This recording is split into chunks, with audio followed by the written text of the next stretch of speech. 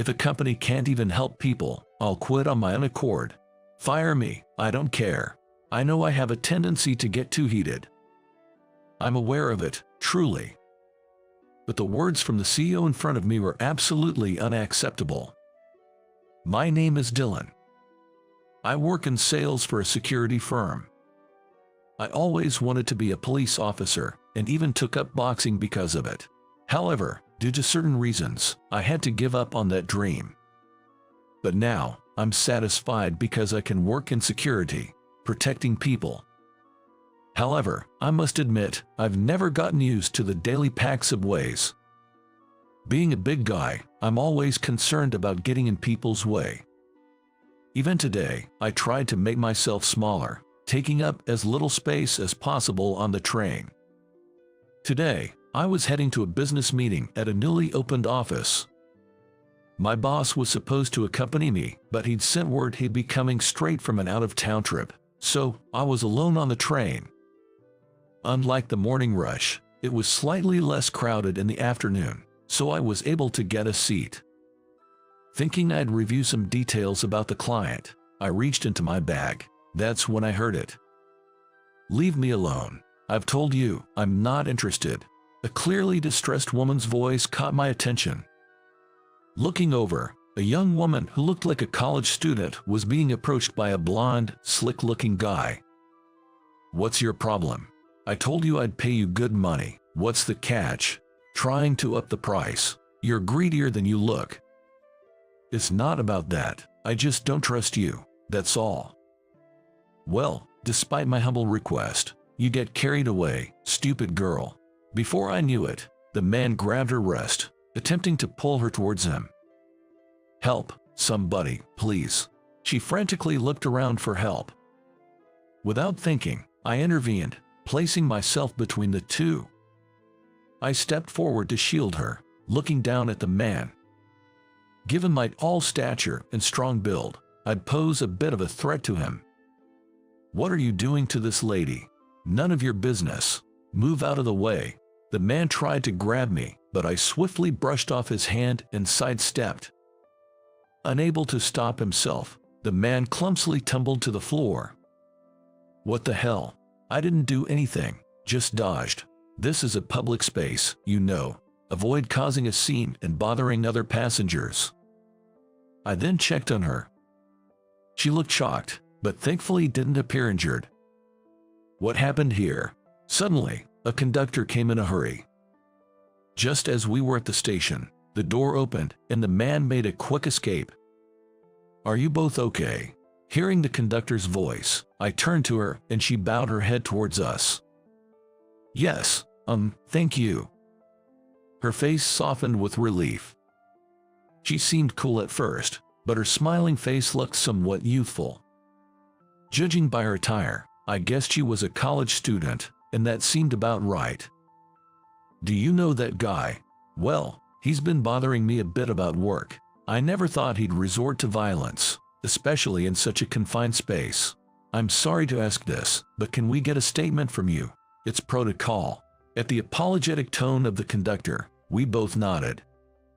It looked like we'd be questioned at a station near her residence. I'd probably be late for my meeting, but it couldn't be helped. I quickly texted my boss and put my cell phone back in my bag. She's a junior at a nearby private college, and her name is Lisa. After talking with her for about an hour, she asked for my contact info. I was concerned about a business meeting, so I handed Lisa my business card and quickly headed to the site. By the time I reached the client, the meeting had already ended.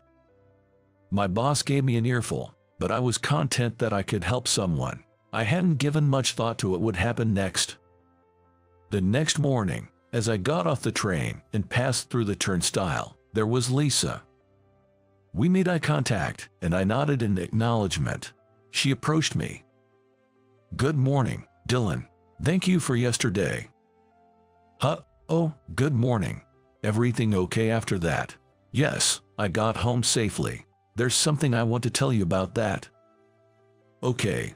The situation on the train got spread on social media, and that guy, Jake, has been ridiculed, and there are some pretty harsh comments. He seems really mad. On social media, yes, there might be some retaliation. Please be careful, Dylan. I just wanted to tell you that. It seemed that was all Lisa wanted to share. She nodded and then quickly left. She has this mysterious vibe. Different from the usual bubbly college girls I often see, she gives off a cool impression. She's much younger than me, but I feel like I can't defy her. Despite her stoic demeanor, there's something charming about her. When I arrived at the office, my boss immediately approached me. Dylan, the CEO wants to see you. Head there now. My boss's tone was cold. He's probably upset about me being significantly late to the client meeting yesterday. I bet the CEO is talking about that too. I felt uneasy, but I had no choice, so I quickly headed to the CEO's office. Dylan, I heard there was an incident on the train yesterday. That was the first thing the CEO said. Our CEO, the second generation in charge, is a laid-back sort of fellow, more like a spoiled young master than anything. He might seem a little unreliable as a CEO of a security firm. I haven't had much to do with him, so I don't know him too well. I nodded in response to his words, and he seemed a bit distressed. Well, the situation has blown up on social media, and it's become problematic. What do you mean by problematic? I don't think I did anything wrong. Well, yes, but the CEO's words were slurred, and he seemed evasive. While saying this is troublesome, the way he kept sneaking glances at me was a tad bit irritating. Did you have our company badge on? That's why I've been identified, and the other party is furious. They're lodging a complaint. What? You mean the guy who was about to get violent with Lisa? Mind your words. That man is a son of one of our major clients. He claims you embarrassed him and has complained through the company. We have to think about your situation. Since they are a significant client, we can't just ignore this. How about a transfer, just for a few years? Transfer? Where to? It's a bit far, but we've just secured a contract for facility security in Nebraska. It's a bit out of your usual job scope, but it was you who caused this issue, after all. The CEO said with a half smile. I realized this was likely a demotion. Even though he knew their demands were unreasonable, he seemed willing to sacrifice me to smooth things over. We can't have an employee causing issues working at the headquarters, you understand. But all I did was try to help. Your intentions were noble, but they've done their research on you. Your father, he's a criminal, right? My heart sank at the CEO's words. It's true, my father is in prison. He's divorced from my mom, and I've cut ties with him. Still, the truth haunts me. Because of my father, my mom and I had to move away from our hometown. I've recently been able to spend my time peacefully. However, the weight of society's prejudice is still heavy. I thought you had kept it hidden well until now, but if I had known that, I would never have hired you in the first place. Still, you should feel lucky you weren't fired. I've cut ties with my father, so he has nothing to do with me. I'm offended. Even if you say so, others might not see it that way. Having you in the main office causes various problems. Your very presence harms the company. Why did I have to hear all this? I clenched my fist tightly. Seeing my reaction, the boss looked at me with disdain and spoke. Resorting to violence. No wonder people say sons of criminals are just trouble waiting to happen. What's this about wanting to help people? In the end, people like you can't do anything. I felt my blood boil at his words. If I punched him now, I'd be playing right into his hands. If I hurt him, it might become an assault case. I clenched my teeth and bore it silently. I closed my eyes and counted to 6 in my head. Doing that helped me calm down just a bit. Taking a deep breath, I mustered all my strength and shouted. If this is a company that can't help people, then I quit. Fire me or whatever. Getting too heated is one of my bad habits. I know it. But still. The words of the boss in front of me were something I could never forgive. After being told by the CEO to get out, I left the company and was heading to the train station. Wondering what to do next, I went to a bookstore near the station. While flipping through a job magazine, a woman approached me. "Oh, Dylan, aren't you supposed to be at work? Hi, it's nice to see you again, Lisa." Lisa was the one who called out to me as she looked up at me. She had a few complicated books and a fashion magazine in her hands. She gave off a mysterious vibe but looked her age, which gave me butterflies. "Job magazine, are you changing jobs?" "Yeah, kinda." "Is it because of what happened yesterday?" At Lisa's words, I tried to play it cool, but I couldn't. My friends often joke about how easily readable I am, calling me an open book. I'm not good at hiding things. "I'm sorry, it's my fault, isn't it?" No, it's my fault. Some family issues came up, and I decided to quit." "You mean, your wife?" "No, I'm single. It's my dad. But never mind that, so I thought I might look for a new job. I have some savings, so I'll be fine for a while." Lisa looked down, deep in thought. Then, suddenly looking up, she gazed deep into my eyes. "Dylan, how about becoming a bodyguard?" "What?" Caught off guard, before I knew it, she had grabbed my hand and was leading me somewhere. I found myself in an office room. "What's this place?" "My company." "What? But aren't you a college student? Starting a business in college isn't that rare, right?" She then guided me to a sitting area partitioned off in the corner of the room. Several people were working in the office, the sound of keyboards clicking away. She spoke briefly with someone in the back and then turned back to me. "Well, I'm technically the CEO here. Started this company a while back, turned a profit here and there, and now we've grown big enough to have this office space. We develop apps targeted at young women, and I guess we made about $50 million last year. We're a legit business, so we offer decent benefits, health insurance, and all that jazz. And then, whoa, hang on a sec, you're going too fast for me to keep up." "Oh, I'm sorry. Would it help if I start from the beginning?" "Oh, Lisa, don't you think you should do something about that habit of yours of going off on tangents?" While I was racking my brain, a slender man with glasses brought me a cup of coffee. "Nice to meet you. I'm Luke. I co-own this place with my sister.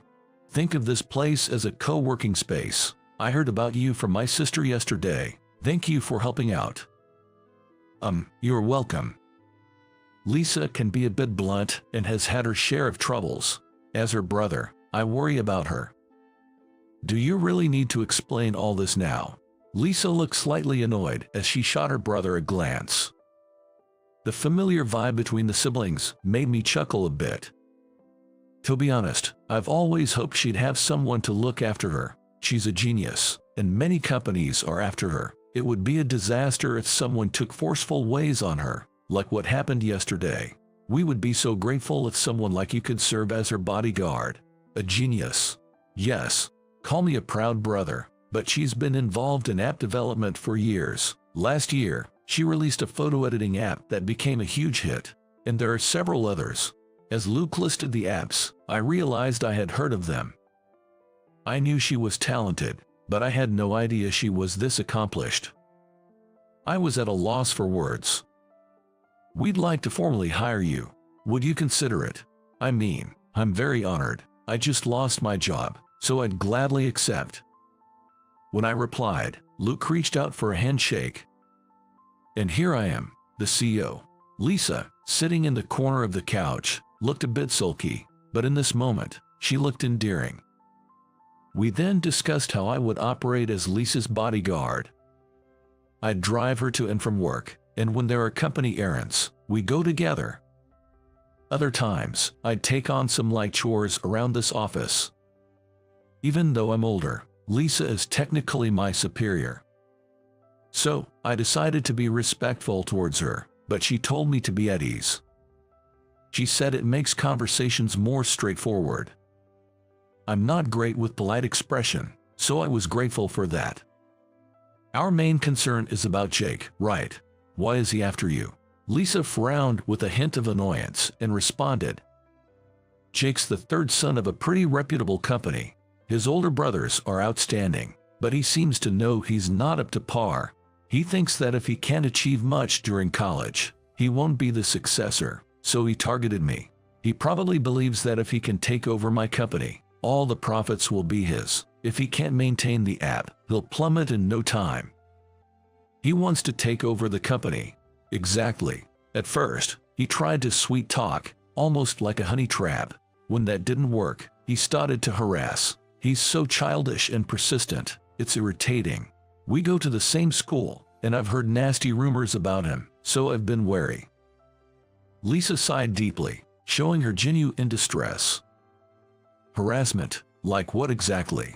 Spreading weird rumors at school, cyberbullying on social media, and then there are these threats. She showed me a large number of threatening letters. They contain some pretty vulgar words.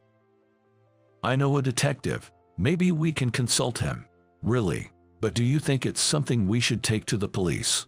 It's better to have a record of these things. Let's gather evidence. I called up an old high school buddy of mine, John. We don't meet often because he's super busy, but he's one of the few friends I still keep in touch with. I reached out, and he quickly responded, willing to listen. He hasn't changed much since high school. Back then, we were buddies on the same wrestling team. It felt nostalgic, but there was no time for reminiscing. This is the threatening letter. There's a lot. It comes to the office almost daily. But this alone might not be enough. It would be good if we can pin the cyberbullying on him, but if he's using multiple fake accounts, it's gonna be tough. Is that so? He almost assaulted her, you know. Isn't that enough? Almost isn't good enough. If I hadn't stepped in, well, if you hadn't stepped in back there, who knows what would have happened to her? Isn't that just hindsight? You didn't do anything wrong. John said with a chuckle. His words felt like a lifeline. I realized I'd been unknowingly bothered about losing my job because of that incident. Lisa smiled at me too. Exactly. I might have gotten punched and hurt, and thanks to Dylan, I was safe. I'm truly grateful. Thanks, both of you. As I spoke, they both nodded in agreement. By the way, there's this strange rumor about Jake. Can we discuss it? Lisa asked as she pulled out a file from her bag. It was something I'd never seen before, and I tilted my head curiously.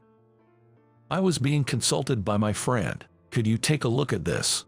The document Lisa presented contained a pamphlet from some company and a printed screenshot of a cell phone display. John's expression changed dramatically as he went through it. Lisa, can you gather more evidence? This is a serious crime. His earlier gentle smile was now gone. His eyes blazed with intensity, resembling a detective chasing a criminal. Lisa, unafraid of John's intensity, smirked confidently. Of course, leave it to me. Some days later, I found myself at a local diner eating pancakes alone. The pancakes topped with whipped cream may not have seemed like my style, but hey, I liked them. Sipping my hot chocolate, I strained my ears to catch every word from the conversation between the man and woman behind me. So, Lisa, finally coming around, sometimes it's better to delegate than do everything yourself. I wanted to tell you that. I've been wanting to introduce you to trustworthy people to collaborate with in your business. Thank you. I'm curious to know more. I'm also interested in your other ventures. Other ventures? Yes, a friend told me. I have a lot of things I want, you know. I would like some more money. Ah, I get you. No worries. Seems like she got his attention. I had heard Jake attended the same university as Lisa. I thought he was smart, but perhaps I overestimated him. Jake, with his flamboyant looks, handed Lisa a green pamphlet while talking smoothly. It was the same one John had seen at the police station. Jake's voice became noticeably quieter and more discreet. I've got this business where we call various speakers for seminars. Kinda like study sessions. There's an initial membership fee, but if you introduce friends, you get some cash back. And don't worry, it's not some weird cult or something. We don't push products on you. The very fact he had to clarify it wasn't some weird cult was suspicious. I wondered if what he was doing was even legal. Looking at the brochure, Jake seemed eager to explain the profitable strategies, the kind of people you can meet, success stories, and such. He seemed unaware that Lisa was becoming indifferent, only offering half-hearted responses. Additionally, he chattered on about private stocks and foreign currency investments. Meanwhile, Lisa was amusing herself by wetting a paper bag for a straw and watching it wriggle. Either Jake didn't notice, or something was off with him. So, what do you say, Lisa? Will you join? Do you have any videos or something about the seminar? Send me the link. I'd like to see it before deciding. I'm considering it though. Seriously, I'll send it right now. Jake was in a good mood and operating his phone. Soon enough, a notification sound indicated that a video had been shared in the group chat between Lisa, John, and me. The seminar's content was very sketchy. "Hello, you're Jake, right?" Suddenly, a soft tenor voice broke the silence. With a friendly smile, John and another detective appeared next to where Lisa and Jake were seated. "We'd like to have a word with you. Mind accompanying us?" John reached into his pocket, flashing his police badge. "You seem to have quite an interesting conversation earlier. We'd love to hear more." "What? How did you? Could it be you?" Jake seemed suspicious of the undisturbed Lisa or had noticed something. In no time, his face turned red and he lunged at her. I instinctively moved and slid myself between Lisa and Jake. Jake's fist hit my cheek, but it was just a slight jolt and not really painful. Such a loosely thrown punch had no effect. I stared into Jake's eyes and smirked. He let out a pitiful leak and tried to pull his right hand away, but I firmly grasped his wrist. "Ah, you're that guy from..." "Yeah, I'm the one who lost my job because of you." Why?" "I'm Lisa's bodyguard now, so you punched me, huh?" "That's right, arrested on the spot for assault. Maybe I'll take my time hearing about the other stuff. Ready for what's coming." One would let their guard down with John's gentle demeanor, but he's dozens of times scarier and stronger than me. Being glared at by him, it seemed Jake lost all will to resist. "Man, there was no need for you, a civilian, to get punched. If I had been the one, we could have charged him with obstructing an officer." "Ah, I messed up. Sorry." "Haha, just kidding. Honestly, you helped. I bet we can now race back to all the culprits. It's amazing no more victims were hurt. It's thanks to you." Saying that, John raised his right hand and straightened his back. He saluted me, giving his respects. John knew the reason I couldn't become a cop. We had promised to pursue it together, but it didn't come true, and he knew the bitterness I felt. Still, the fact that he remained a friend meant everything to me. My father was deceived by someone and got arrested. He had unknowingly become a courier for a particular crime. Being ignorant is almost as if it's a crime, and he couldn't just excuse himself by saying he didn't know. Even now, he's regretting his past behind bars. I knew that police departments look into the criminal history of family members. So, believing I couldn't pass with my father in jail, I never tried. It's my life's only regret. Having turned 30, I can't become a cop anymore. And yet, John saluted me with such respect. I was touched by his gesture and bowed my head in gratitude. "Thank you." John then climbed into his squad car and drove away. Some time later, news broke about the arrest of a large scam group. From college students to working adults, many had fallen into their web of deceit. There was a surge in the number of victims, especially among college students, and helplines were broadcasted on TV. As for me, I'm working as a bodyguard in Lisa's company. but hardly anyone causes trouble like Jake did, and I've mostly been tidying up the office.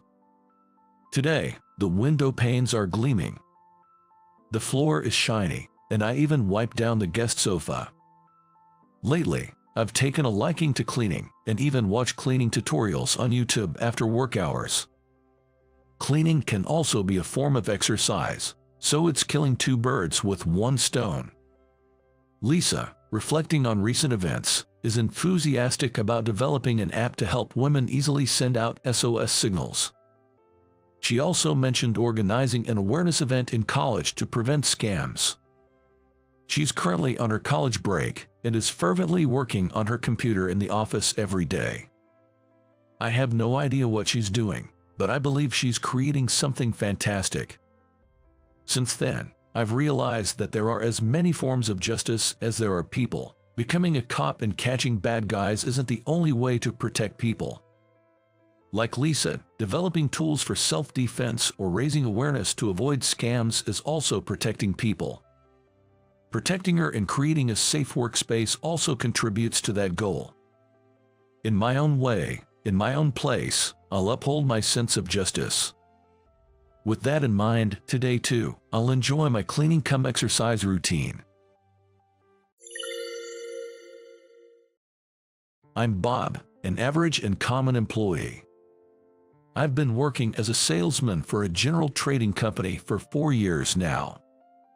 While my peers are starting to achieve impressive results and getting promotions, I still haven't made any notable accomplishments.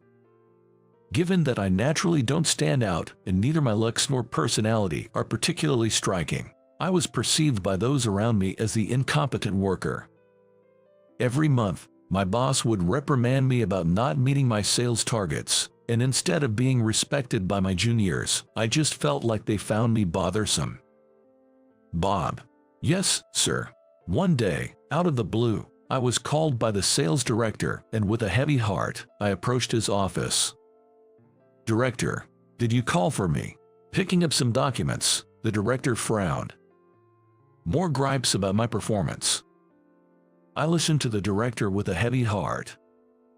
Bob, it seems you didn't meet your sales quota again this month. Yes, I apologize. I'm not asking for an apology. Do you even have any motivation? I don't see any motivation at all in your daily work. Isn't it because you're doing a lousy job that sales aren't growing? No, I never intended. Your peers are now supervisors and managers, right? Don't you feel anything when you see your colleagues becoming top sales? Well, when the director starts his lectures, the office goes silent, and everyone gets absorbed in their own tasks, trying not to get involved. Being called into his office typically meant being reprimanded for over 30 minutes. All I could do was bow my head and apologize profusely. I want you to go on a sales trip to the neighboring state next month. If you can't secure even one contract, don't think of returning to this department. What? Does that mean I'm getting fired? Compared to our area, the neighboring state had a higher percentage of young people and single folks, making it a notoriously tough place to secure contracts within the company. Maybe the director was intentionally sending me there to get rid of me. What's with that sour look? If you get even one contract, I'll exempt you from next month's quota. All right. Yes. I want to see how serious you are about your job. Understood. Excuse me. There's no arguing with the director's orders. And so, my trip to the neighboring state was decided. The business trip is for 3 days, and I absolutely have to secure at least one contract. That was the condition set by the director. Why did it have to be the place even my peers say it's tough to get contracts? Honestly, thinking about the next 3 days drained my appetite. I got off at the nearest station to the hotel I had booked and immediately started making my rounds in the residential areas surrounding the station. We're good. Not interested. I see. Excuse me. Even just after introducing myself through the doorbell, I'd get turned away with a clearly irritated voice. Quit bothering us. We don't accept salespeople here. Get out. Excuse me. After being turned down over a dozen times, Already my heart was breaking. I mean, I don't mean to complain my company's product, but the penetration rate of water dispensers in general households is still low. I personally don't see the need for a water dispenser. Tap water is just fine. It's a tabletop water dispenser developed by our company that provides delicious natural water at a fixed rate every month. But I wonder if there's any demand outside of affluent or health-conscious households. Man, I'm beat.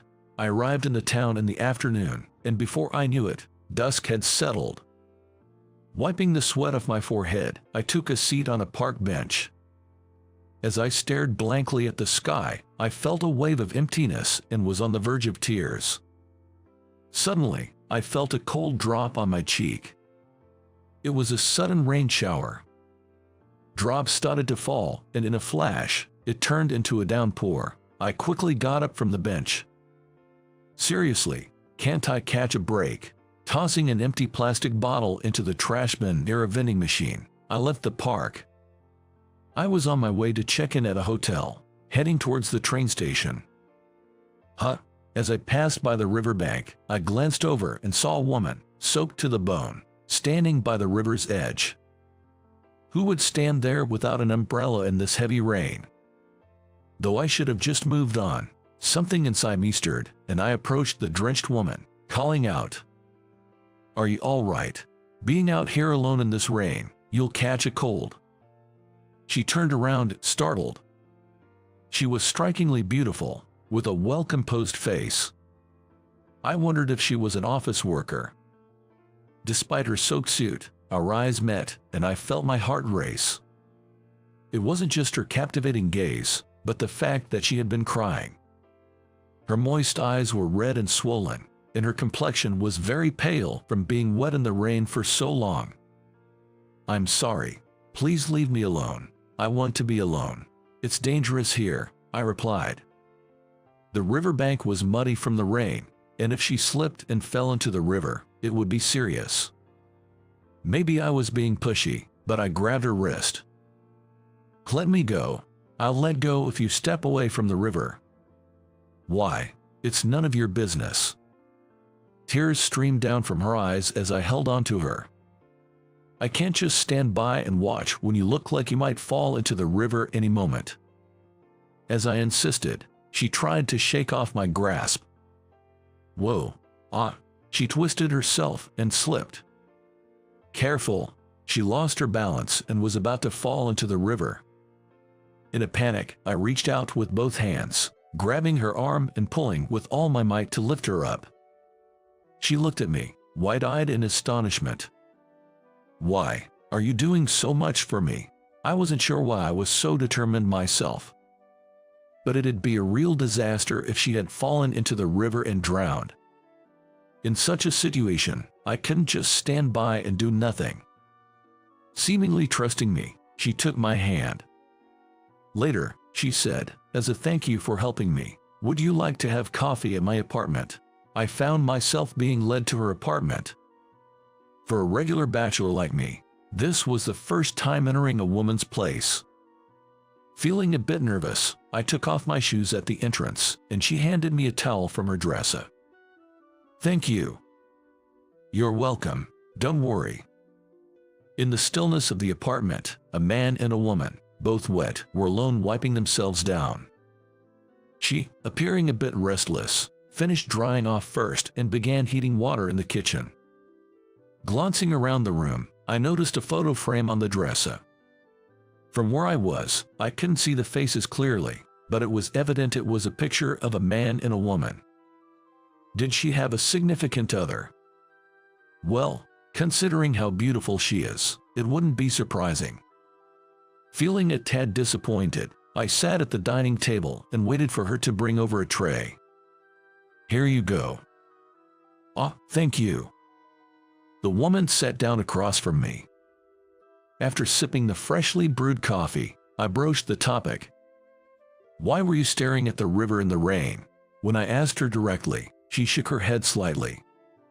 "Whenever I'm sad, I've always been drawn to the water. Somehow, it calms me." "I get that, but please be careful. What if something had happened?" "It's okay. Ever since I lost him, there's been no spark left in my life. I'm sorry, what? With a sad smile, she picked up the photo frame to show me. We are twins. It seemed I mistakenly thought her brother was her boyfriend. Looking closely at the picture, he indeed looked strikingly similar to her in appearance and atmosphere.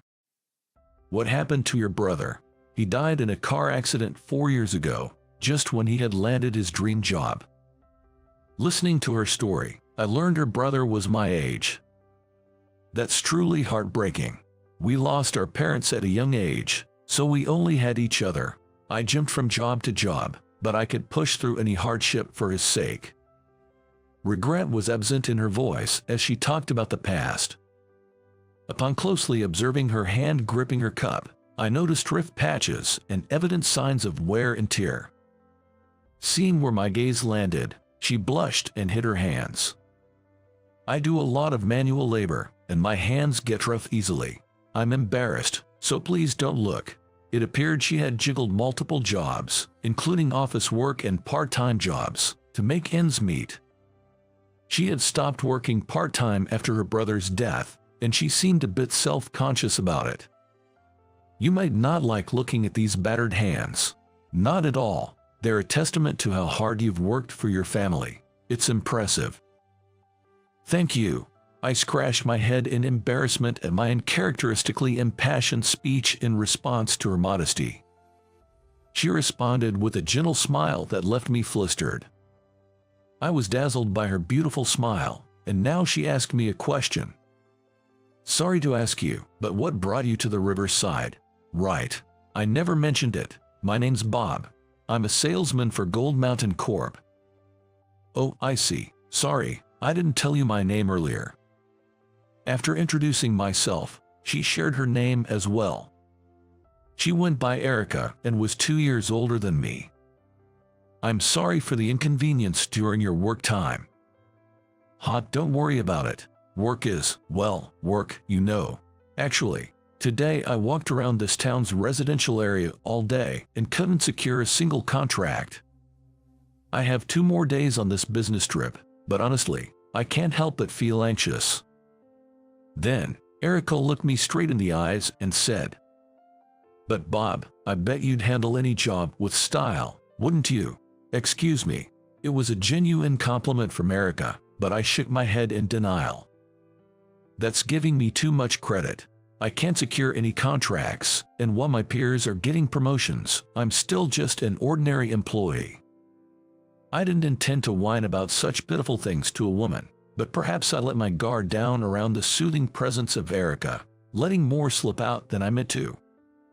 I was never cut out for sales. I don't have the guts, and I'm not as brilliant as my peers. I don't know when I will be fired from my job if my performance continues at this rate. Bob. Seeing me bear my insecurities, Erica's voice grew more stern. She overlaid her palm on mine, gripping it with conviction as she spoke. Where's the brave Bob, who saved me from the river? Well, you saved me even though it might have been dangerous for you too, didn't you? I saw how hard you tried to help me, and that made me feel safe to trust you. That was just because I was desperate. I just couldn't leave you there. It's the same with your work, isn't it? With people can feel your kindness and sincerity, things will surely go well. Erica's palm was warm, reminding me of the human warmth I had long forgotten. I never really thought about being earnest or passionate about my work since joining the company. After struggling with job hunting, I joined Gold Mountain Corp. Out of compromise, and I can't deny that I was insincere about a job I didn't want. My peers, on the other hand, were recognized for their motivation and personality from the start. They were favored by the department head. While I was somewhat skeptical of grunt work of salesmen, they were so enthusiastic about their work that they took the initiative to go out on field trips and did not return home until they got a contract. But sales isn't so simple that results come just by trying hard. Erica, without blaming me for making excuses, replied in a soothing voice. You work at Gold Mountain Corp, right? Yes, why? I have something I want you to see in my brother's room. For me. Yes, please follow me. I followed Erica into the room she led me to. My brother's room has been left as it was when he passed away. On the neatly arranged desk, I was shocked to find familiar brochures and flyers with products. This is our company's brochure.